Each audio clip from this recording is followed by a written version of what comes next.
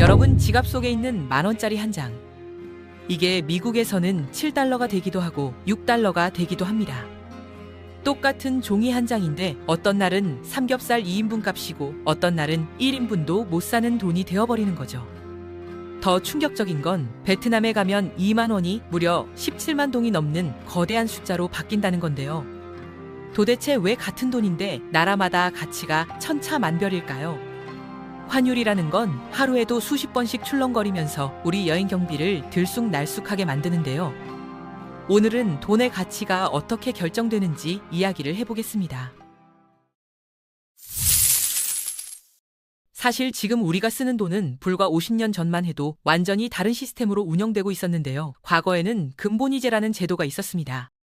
쉽게 말하면 나라가 가진 금의 양만큼만 돈을 찍어낼 수 있었던 거죠. 미국이 금고에 금 100톤을 가지고 있다면 그 가치만큼만 달러를 발행할 수 있었던 겁니다.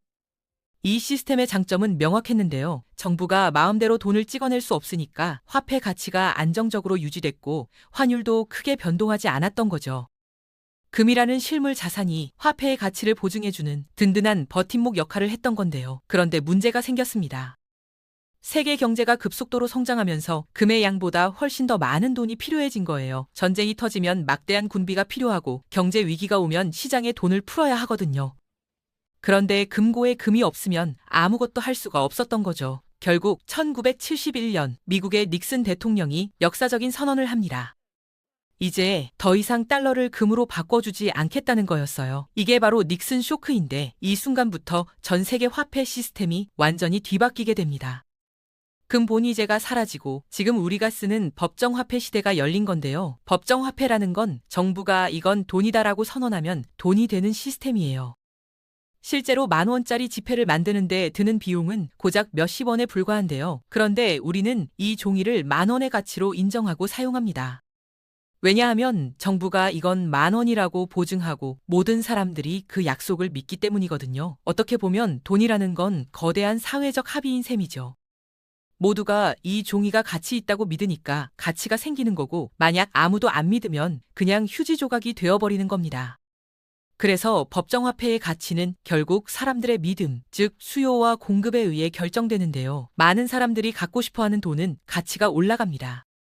아무도 원하지 않는 돈은 가치가 떨어지는 거죠. 미국 달러가 전 세계에서 가장 강력한 화폐로 통하는 이유도 바로 이겁니다.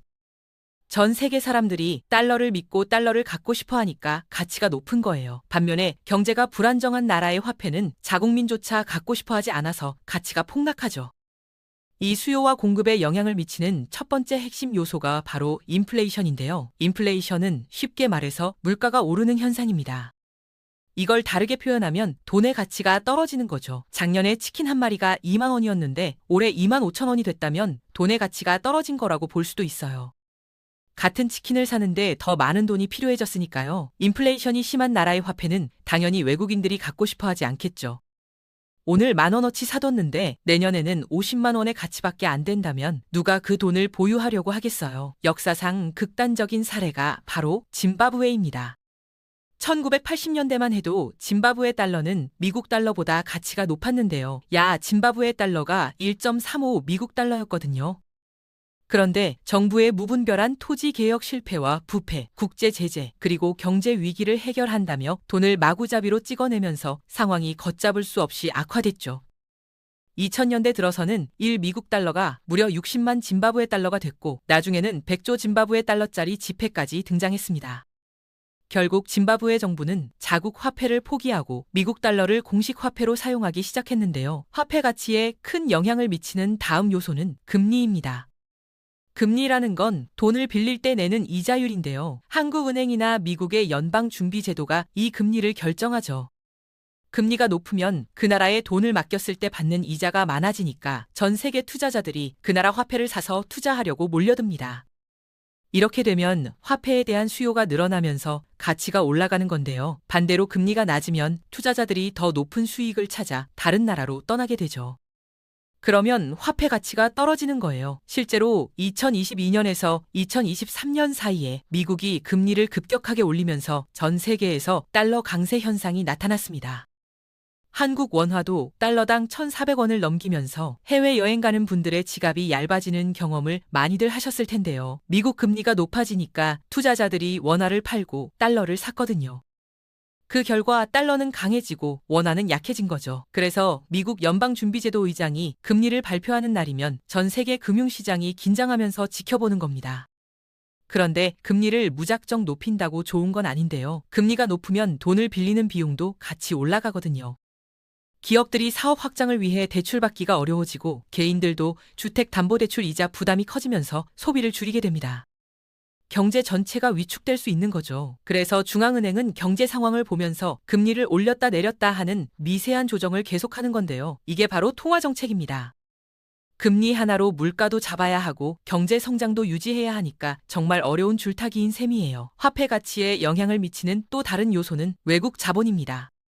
1978년 중국이 개혁 개방을 선언하고 외국 기업들에게 문을 열었을 때 전 세계 기업들이 중국에 공장을 짓기 위해 몰려들었거든요. 중국에서 사업을 하려면 땅도 사야 하고 직원들 월급도 줘야 하니까 위안화가 필요했는데요. 이렇게 외국 자본이 밀려들면서 위안화에 대한 수요가 폭발적으로 늘어났죠. 중국은 엄청난 외화를 벌어들이면서 경제 대국으로 성장할 수 있었는데요. 한국도 마찬가지입니다. 삼성이나 현대 같은 기업들이 세계 시장에서 잘 나가면 외국인 투자자들이 이 기업들의 주식을 사기 위해 원화를 매입하게 되거든요. 외국인 투자 자금이 국내로 유입되면 원화 수요가 늘어나면서 환율이 떨어지고 반대로 외국인들이 주식을 팔고 빠져나가면 환율이 올라가는 거예요. 그래서 코스피 지수와 환율은 종종 반대 방향으로 움직이는 경향이 있는데요. 그런데 외국인 투자자들이 아무 나라에나 돈을 넣는 건 아닙니다. 정치적으로 안정적이고 경제가 탄탄한 나라를 선호하는데요. 갑자기 정권이 바뀌면서 세금 정책이 뒤바뀌거나 시위가 일상화된 나라에서는 사업하기가 불안하니까요. 외채가 너무 많거나 인플레이션이 심한 나라도 투자하기 꺼려지는데요. 투자한 돈의 가치가 순식간에 녹아내릴 수 있으니까요. 그래서 신흥국들이 외국 자본을 유치하려면 정치적 안정성과 경제적 신뢰를 쌓는 게 필수적인 건데요. 다음으로 중요한 건 수출과 수입의 균형입니다. 한국이 반도체를 수출하면 외국 기업들은 원화를 사서 대금을 지불해야 하는데요. 이렇게 수출이 많아지면 원화에 대한 수요가 늘어나면서 화폐 가치가 올라가는 거죠. 반대로 한국이 석유를 수입하려면 달러를 사서 산유국에 지불해야 하는데요. 수입이 많아지면 달러 수요가 늘고 원화 가치가 떨어지게 됩니다.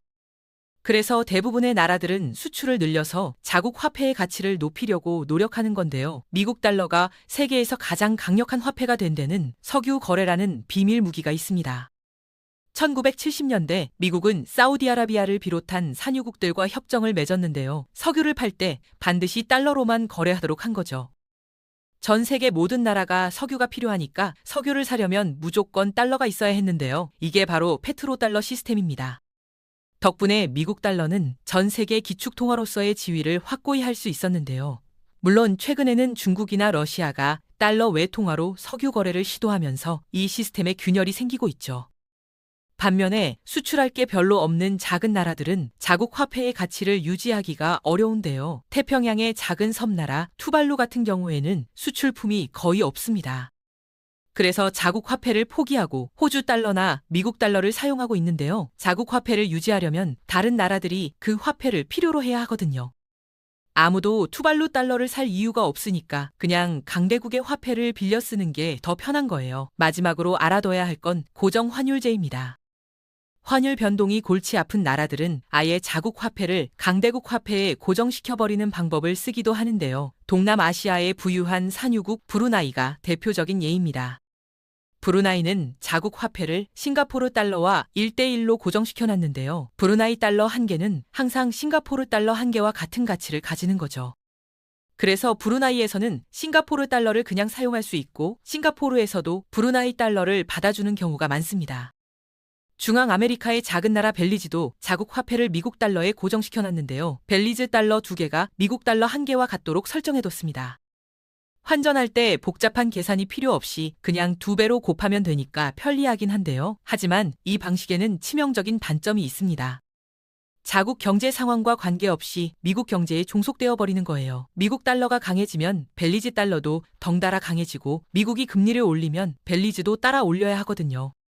경제정책의 자율성을 포기하는 대가로 안정성을 얻는 셈이죠. 자, 그러면 여기서 한 가지 의문이 생깁니다. 이렇게 복잡하게 환율이 왔다 갔다 하는 게 귀찮은데 그냥 전 세계가 하나의 화폐를 쓰면 안 되는 걸까요? 여행 갈 때마다 환전하고 수수료 내는 게 사라지면 얼마나 편할까요? 하지만 현실은 그렇게 단순하지 않은데요. 유럽의 유로화가 좋은 예시입니다. 유로존에 속한 나라들은 확실히 편리해졌죠. 프랑스에서 독일로, 이탈리아에서 스페인으로 이동할 때 환전할 필요가 없으니까요. 하지만 큰 문제가 있었는데요. 2009년 그리스가 재정 위기에 빠졌을 때 상황이 심각해졌습니다. 원래 같으면 그리스는 자국 화폐를 더 찍어내거나 금리를 조정해서 위기를 넘길 수 있었을 텐데요. 하지만 유로를 쓰고 있었기 때문에 그런 선택권이 없었죠. 통화 정책은 유럽 중앙은행이 결정하는 거니까요. 결국 그리스 위기는 유로존 전체의 위기로 번졌고 독일 같은 부유한 나라들이 그리스를 구제하기 위해 막대한 돈을 쏟아부어야 했습니다. 당연히 독일 국민들은 화가 났죠. 왜 우리 세금으로 남의 나라를 도와야 하냐는 거였거든요. 만약 전 세계가 하나의 화폐를 쓴다고 상상해보세요. 어느 날 지구 반대편에 있는 나라가 경제 위기에 빠지면 그 충격이 전 세계로 퍼져나가는 겁니다. 여러분이 아무 잘못 없이 열심히 살고 있는데 갑자기 다른 나라 때문에 인플레이션이 오고 경제가 흔들리는 상황이 벌어질 수 있는 거죠. 한 나라의 문제가 전 인류의 문제가 되어버리는 거예요. 그래서 세계 단일 화폐라는 건 이론적으로는 매력적이지만 현실적으로는 거의 불가능에 가까운 겁니다. 그렇다면 자국 화폐가 무조건 강하면 좋은 거냐고 물어보시는 분들도 계신데요. 사실 그것도 나라마다 다릅니다. 한국처럼 수출로 먹고 사는 나라는 오히려 원화가 너무 강해지면 곤란해요. 원화 가치가 올라가면 삼성 스마트폰이나 현대 자동차의 달러 표시 가격도 같이 올라가거든요. 외국 소비자 입장에서는 같은 제품이 더 비싸지는 거니까 경쟁력이 떨어지는 거죠. 반대로 싱가포르처럼 수입에 의존하는 나라는 화폐가 강해야 수입품을 싸게 살 수 있습니다. 그래서 중국은 의도적으로 위안화 가치를 낮게 유지해왔다는 비판을 받아왔는데요. 화폐 가치가 낮으면 중국산 제품의 가격 경쟁력이 높아지니까요. 이걸 환율 조작이라고 부르는데 미국과 중국 사이에서 항상 논쟁거리가 되고 있죠. 결국 화폐 가치라는 건 높으면 높은 대로, 낮으면 낮은 대로 장단점이 있어서 정답이 없는 겁니다. 각 나라가 자국 상황에 맞게 적절한 환율 수준을 유지하려고 노력하는 건데요. 지금까지 돈의 가치가 나라마다 다른 이유에 대해 알아봤습니다. 정리하자면 화폐 가치는 인플레이션과 금리, 외국인 투자, 무역 수지, 그리고 환율 정책 등 수많은 요소들이 복잡하게 얽혀서 결정되는 거예요. 단순히 경제 규모가 크다고 화폐가 강한 것도 아니고 작은 나라라고 무조건 약한 것도 아닌데요. 결국 그 나라의 경제가 얼마나 건강하고 신뢰받느냐가 핵심인 거죠. 다음에 해외여행 가서 환전할 때 오늘 이야기한 내용들을 한번 떠올려 보시면 환율이라는 숫자가 조금은 다르게 보이실 겁니다.